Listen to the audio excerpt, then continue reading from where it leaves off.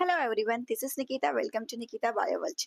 Friends, हमने prokaryotic cell को detail में पढ़ लिया है, यूकैरियोटिक सेल को हमने डिटेल में कंप्लीट कर लिया है।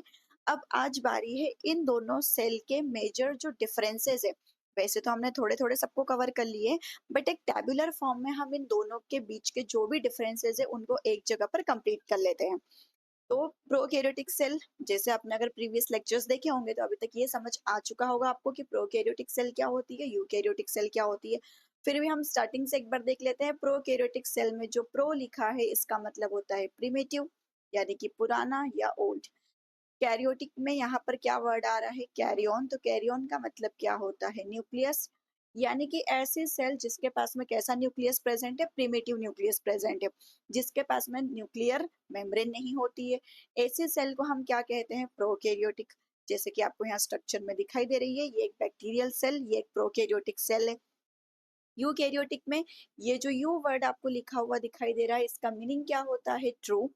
और कैरियोटिक अगेन कैरियन, तो ट्रू कैरियन यानी कि ट्रू न्यूक्लियस जिस सेल के अंदर प्रेजेंट है उसको हम यूकैरियोटिक सेल कहते हैं। अब इस यूकैरियोटिक सेल में हमें कुछ चीजें दिखाई दे रही है, इस यूकैरियोटिक सेल में कुछ चीजें दिखाई दे रही है। इन दोनों में क्या क्या मेजर डिफरेंसेस है इनको समझते हैं।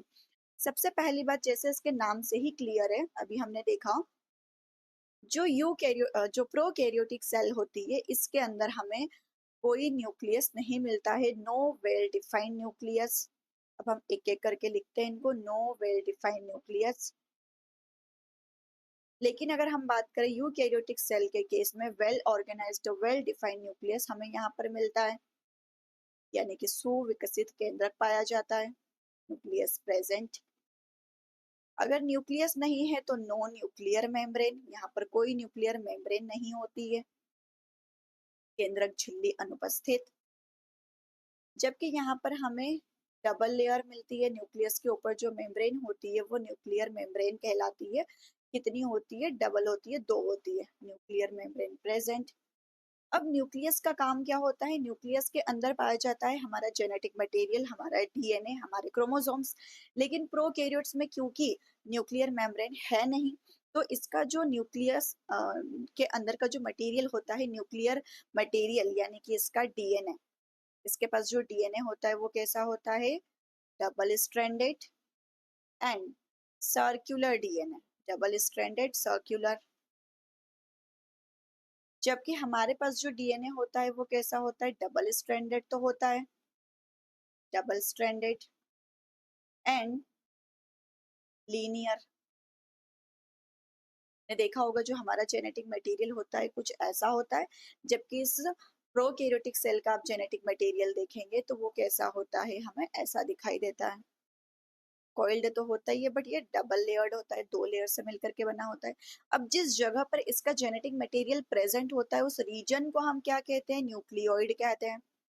उस रीजन को हम क्या कह देते हैं, न्यूक्लियोइड कह देते हैं। इसके जेनेटिक मटेरियल को हम क्या कह देते हैं, जीनोफोर कह देते हैं, जीनोफोर कह देते हैं, क्योंकि सिंगल क्रोमोसोम होता है। जबकि यहाँ पर हमारे पास मल्टीपल क्रोमोसोम्स होते हैं। तो इसको आप नहीं भी लिखे तो बस एक्स्ट्रा पॉइंट मान के चलिए, जिस जगह पर ये जेनेटिक मटेरियल प्रेजेंट होता है उस रीजन को, उस जगह को हम न्यूक्लियोइड कहते हैं। इस जेनेटिक मटेरियल को हम क्या कह देते हैं, जीनोफोर कह देते हैं। अब इस जीनोफोर में क्योंकि एक ही क्रोमोसोम है तो हमें हिस्टोन प्रोटीन की जरूरत नहीं होती है, यहाँ पर एक स्पेशल टाइप ऑफ अलग प्रोटीन कह सकते हैं उसको, प्रेजेंट होते हैं पोलीअमाइंस। यहाँ पर जो प्रोटीन प्रेजेंट है वो क्या है, पोलीअमाइंस। जबकि यहाँ पर जो प्रोटीन होता है वो कैसा होता है, कौन सा होता है, हिस्टोन प्रोटीन।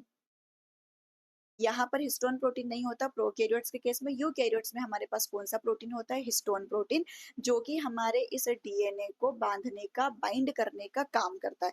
हमारा डीएनए कैसा होता है, नेगेटिवली चार्ज्ड मॉलिक्यूल है, तो उसको बांधने के लिए यहाँ पर कोई पॉजिटिवली चार्ज्ड मॉलिक्यूल चाहिए। हमारा डीएनए कैसा होता है, एसिडिक इन नेचर होता है, तो उसको बाइंड करने के लिए कोई बेसिक नेचर वाला चाहिए। तो वो सब कौन है, यहाँ पर हिस्टोन प्रोटीन लेकर आता है। नेक्स्ट डिफरेंस हम देखें, प्रोकैरियोटिक सेल में जो मूवमेंट करने के लिए, यहाँ पर आप डायग्राम में पहले देखिए, ये जो प्रोकैरियोटिक सेल है इसमें आपको ये बड़ा सा फ्लैजिला दिखाई दे रहा है।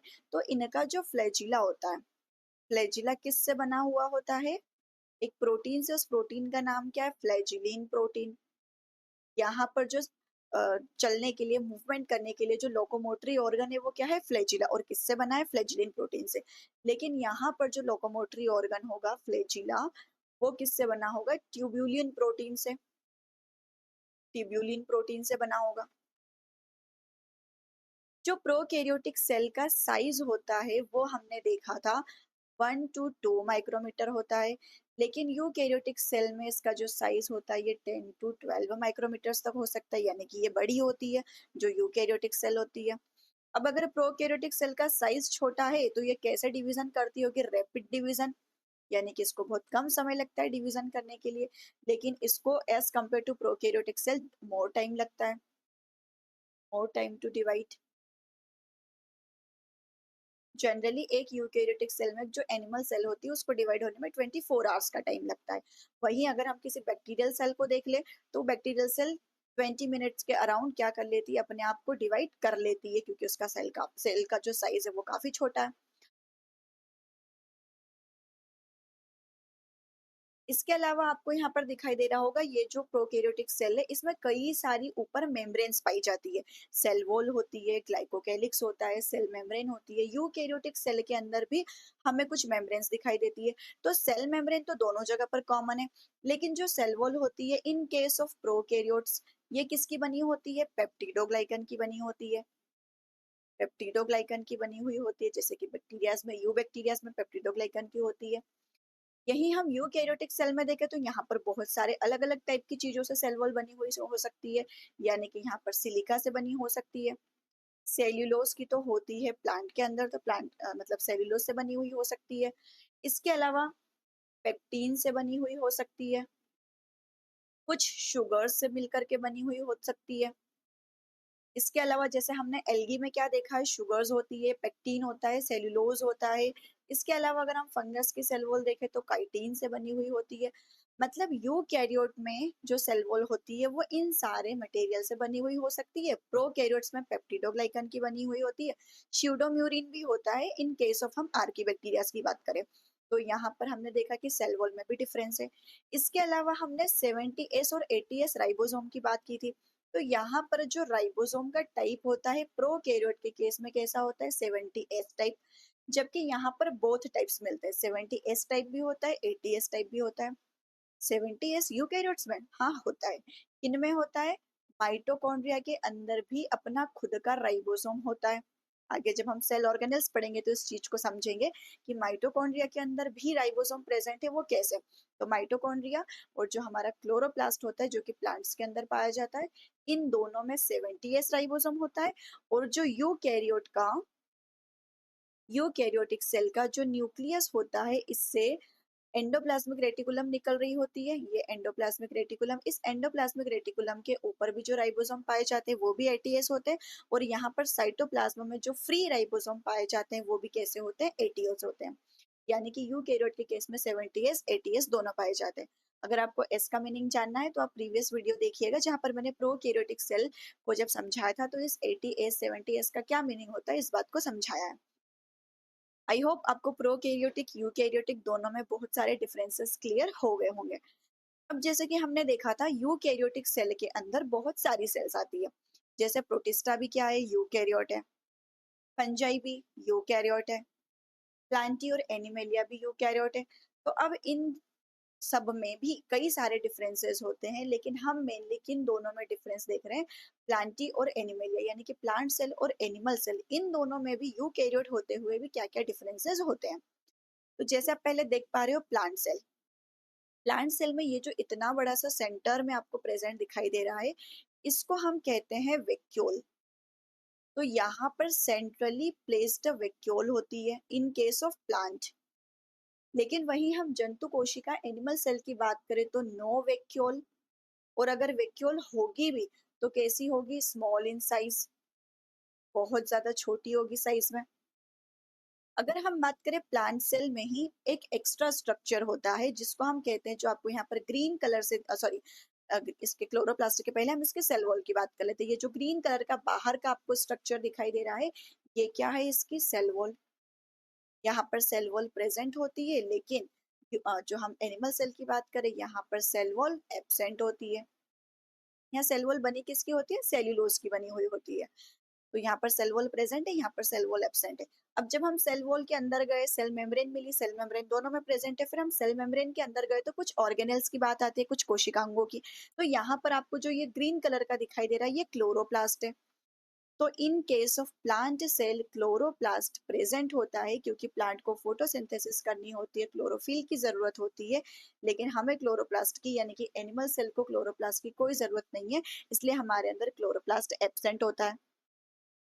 प्लांट सेल में और बात करें तो प्लांट सेल के अंदर हमें क्या नहीं मिलते हैं? तो सेंट्रोजोम नहीं मिलते हैं। सेंट्रोजोम के अंदर पाए जाते हैं सेंट्रियोल। तो सेंट्रियोल भी यहाँ पर क्या है? एब्सेंट है। लेकिन वहीं एनिमल सेल में सेंट्रोजोम सेंट्रियोल प्रेजेंट होते हैं, जो कि सेल डिवीजन में हेल्प कराते हैं एनिमल सेल को। सेंट्रियोल यहाँ पर क्या है? प्रेजेंट है। तो ये कुछ बेसिक से डिफरेंसेस थे प्लांट सेल और एनिमल सेल में। आपको ये जो डायग्राम दिख रहा है, क्योंकि सेंटर में तो यहाँ पर वैक्यूल आ चुकी है, तो इसका न्यूक्लियस देखिए यहाँ पर साइड में चला गया। ये क्या है? न्यूक्लियस साइड में चला गया। जबकि यहाँ पर बीच में सेंटर में कोई वैक्यूल तो है नहीं, तो इसका जो न्यूक्लियस होता है वो कैसा होता है? सेंट्रली प्लेस्ड होता है। तो आप एक और डिफरेंस लिख सकते हैं, यहाँ पर जो न्यूक्लियस होता है वो कहाँ मिलेगा आपको? एट कॉर्नर, कॉर्नर पर मिलेगा, पेरिफेरी पर मिलेगा, या पेरिफेरल न्यूक्लियस बोल सकते हो। यहाँ पर न्यूक्लियस कहाँ मिलेगा? सेंट्रली प्लेस्ड न्यूक्लियस, सेंटर में प्रेजेंट होगा। इसके अलावा हम देखें प्लांट सेल और एनिमल सेल में एक और डिफरेंस, एक स्ट्रक्चर आप यहाँ देख पा रहे होंगे। ये जो स्ट्रक्चर आपको दिख रहा है ये लाइसोसोम है, जबकि हम बात करें पादप कोशिका की, प्लांट सेल की, इसमें लाइसोसोम एब्सेंट होता है। लाइसोसोम की जगह पर यहाँ पाया जाता है स्फीरोसोम्स। स्फीरोसोम्स पाए जाते हैं। इसी के जैसे एनिमल सेल के अंदर क्या प्रेजेंट होते हैं? लाइसोसोम, जिसको हम सुसाइडल बैग ऑफ सेल कहते हैं। लाइसोसोम प्रेजेंट होता है यहाँ पर।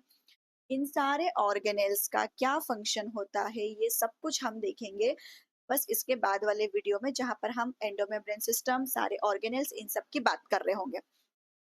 आई होप आपको यहाँ तक plant cell animal cell difference, prokaryotic eukaryotic difference clear हो गया होगा। अगर कुछ भी डाउट रहता है तो आप कमेंट जरूर करें, आपको उसका आंसर मिलेगा। बने रहिए निकिता बायो वर्ल्ड के साथ में ऐसे ही और वीडियोस के लिए। Thank you for watching this video.